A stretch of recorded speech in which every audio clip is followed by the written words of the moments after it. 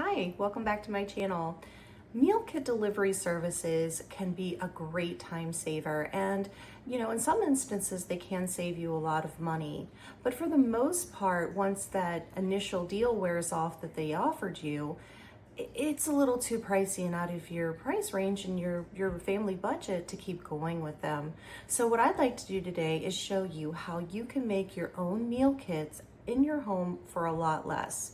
How you can gather all the ingredients together with the recipes, have everything organized so that when you come home from a long day of work and practices and the kids saying in the car, "What are we having for dinner? Can we stop at McDonald's?" You can tell them you've got something planned at home and it's only going to take about 30 minutes.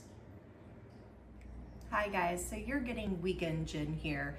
Glasses, minimal if any makeup, wearing a little sweater here, but this is real. This is what happens on the weekends.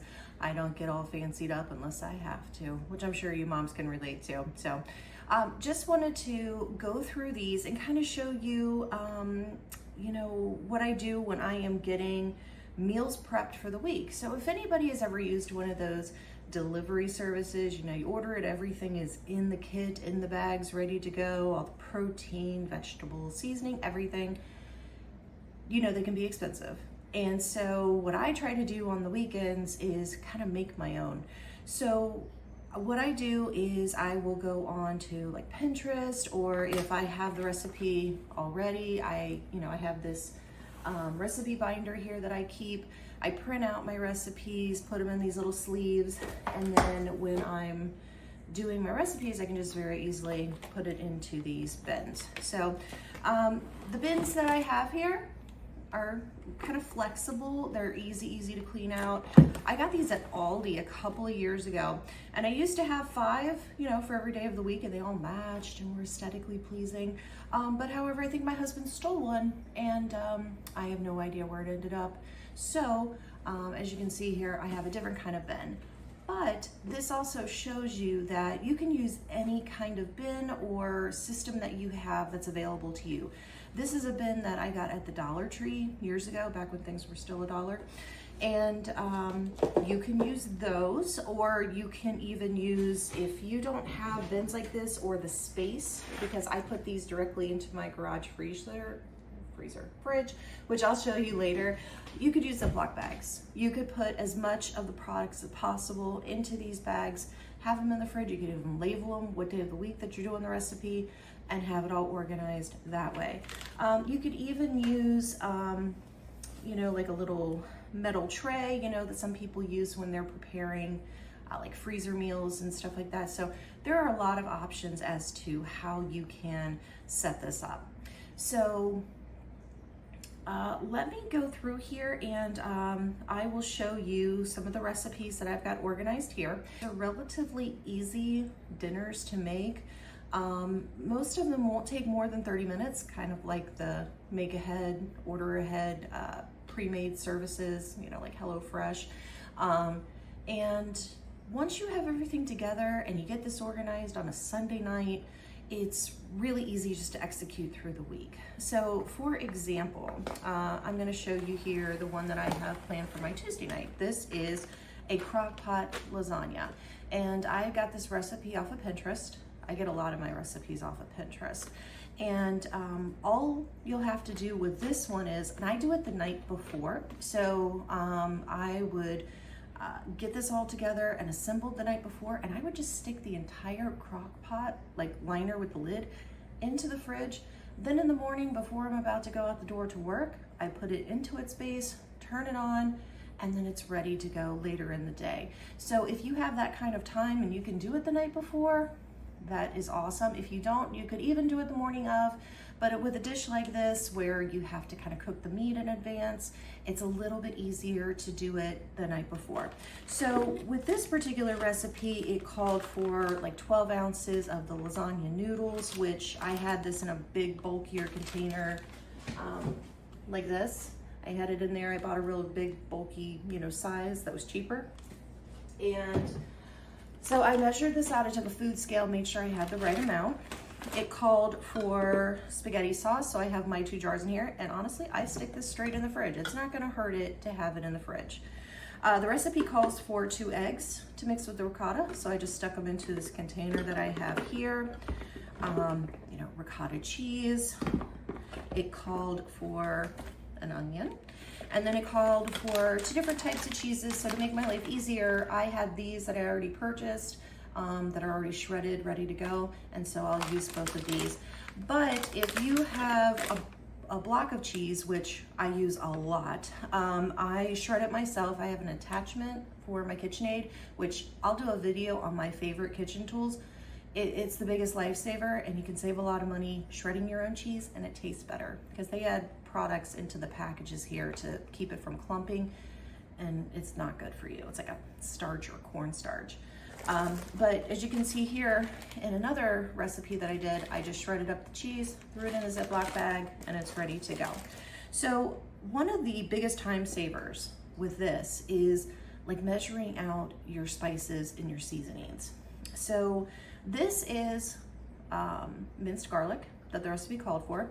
And honestly, I just took it from a big jar of garlic that I had in my fridge. I know people call this jarlic. But I measured out exactly what I needed, and I just put it into one of these little containers. You know, took my measuring spoon, measured out, I think it wanted 2 tablespoons. So put it in there, then this is ready to go. The night that I make this recipe, I am not gonna have to pill out the big jar of garlic. And the seasonings that it wanted, I put all in the same little container. So this one called for some like black pepper. It called for oregano, and I believe it called for some basil. So all of those are gonna go in at the same time. So I put them all in the same container. I don't have to pull those jars out when I'm getting this recipe together, and I simply dump it into the crock pot.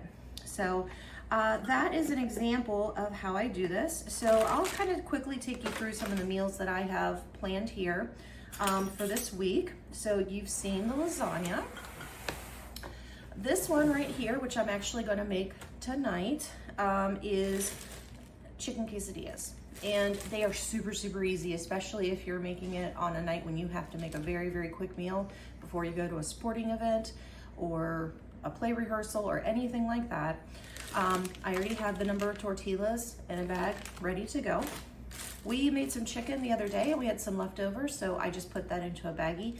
If you have leftover rotisserie chicken, or if you have leftover chicken, you know, that you made from another recipe and it's cold, ready to go, you can have it and just cut it up, and then you can throw it into these quesadillas. Super easy. Like I said, I already shredded up cheese that I know I'm gonna need. Salsa, just what I had in the fridge. Actually, I think I stole it from my husband. It's his hot salsa, but don't tell. Onion, I have some leftover onion from another recipe that I'm gonna use in this because I am making guacamole. So I have a couple of avocados here that I mash up. This is just the way I make guacamole, and everybody has a different recipe. And then I like to put the diced tomatoes with the green chilies into my guacamole. So I had some leftover from another recipe that I'm using. It's really great if you have things in your fridge that you're trying to use up, and you can use it for some of the recipes that you're planning for the week. That way you don't waste money, and it gets the stuff out of your fridge before it starts to rot. So, and then I'm going to make this Spanish rice as a side dish. We use box ingredients, and we use box products in this house.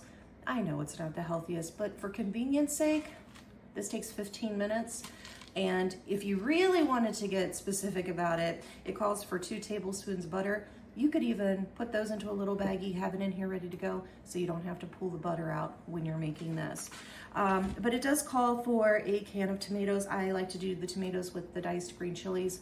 It's your preference, whatever works for you. So when I'm making the guacamole, it also calls for a lime, or that's what I put into mine.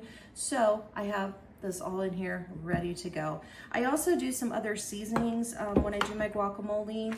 I add cilantro powder, which is coriander, or I will put a little garlic salt in it. And so mix it up, get it to taste, and you're ready to go.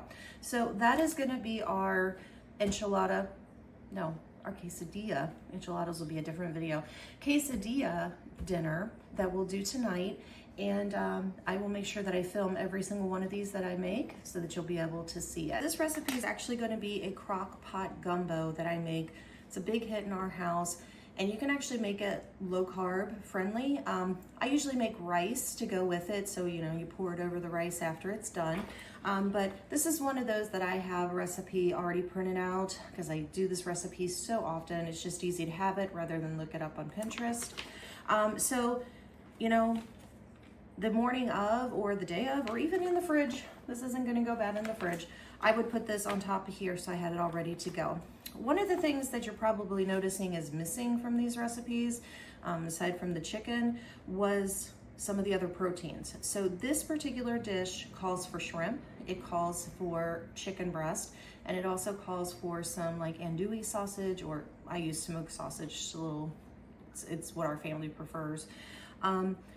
I don't pull those out of the freezer until like the day before. So in my tasks in Google, I will make myself a reminder to go off that I need to pull out that protein from the freezer, and I stick it straight into these bins. One of the great things about these bins is that if your protein starts to leak, it's, you know, it's already in here. It's gonna make it for an easier cleanup than if it was just sitting out regularly in the fridge.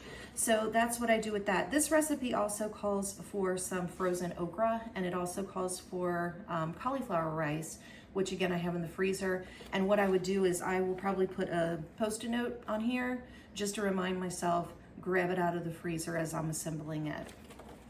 Another one that I have here, and this is a super easy one, is we're gonna do pork chops. We're going to do roasted broccoli in the oven.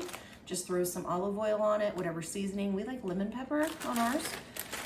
Sweet potatoes, you know, thank you to Kroger here for giving me the largest sweet potatoes known to man.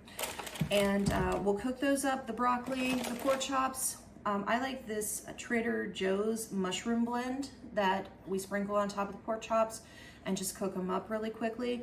And that's dinner. This dinner will probably take, it should take about 20 minutes or so. It just depends on how long it's gonna take for these sweet potatoes to cook. And then finally, with my Rogue container here, because my husband stole my other one, and Oldie doesn't carry those products all the time. This is gonna be a very simple shrimp pasta. So it's gonna be on a Friday night. I think we're planning to go to the movies, and we just want a very simple, easy recipe.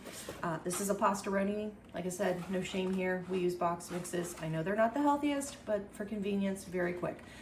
This one calls for some butter and milk. Again, if you wanted to be super prepared, you could have your 2 tablespoons of butter in here and your 2/3 cup of milk in a container or jar if you wanted to.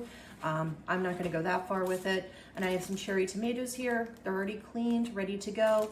And then these get sliced, thrown into the pasta, throw in the shrimp, you have dinner. And we even have some bread in the freezer I'll pull out, and that's what we'll have. Wanted to mention too, like with the Cajun gumbo here, is I have the vegetables ready to go. Now these are not diced up, ready to go. You could do that. You could dice up everything on a Sunday night, have it ready to go, and then you simply dump everything in. I've done that in the past. I just didn't want to do that today. Didn't want to use the time. And when I make this, because this is another one that I'll make the night before, stick the entire crock pot liner and the lid into the fridge, and then I will pull it out, put it in its base, and turn it on in the morning. When I assemble it then, I will cut these up then. But again, you could do that in advance if you want to save yourself even more time. So these are the ones that I have for this week, for, you know, a busy work week, sports week, school week. This will work at any time. If it's the holidays and you want to get everything ready in advance, you could do it this way. And you know, you can also do stuff for the weekends. I've only done 5 days here, but if you wanted to do every day of the week, you absolutely could if you have the space available in your fridge. Hey guys, so just wanted to give you an idea of what this looks like in the fridge. So as you can see, this is our garage fridge. That's why you get a nice little echo out here. And as you can see, I just have all the bins in here ready to go. And my freezer here is where I keep all the protein. So again, don't judge for the junk food in here. Sometimes you need a pizza and it's cheaper to get one when it's on sale at the store. So I've got, you know, chicken in here, the pork chops right here.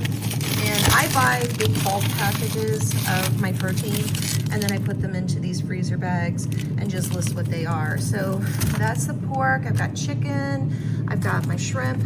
Like I said, this was a 2-pound bag. I measured it out to a pound each. And when it's time to put the protein down, I grab it, I put it into its bin to let it thaw overnight. Sometimes you need more than a night, depending on which recipe you are doing. And that's how I do that.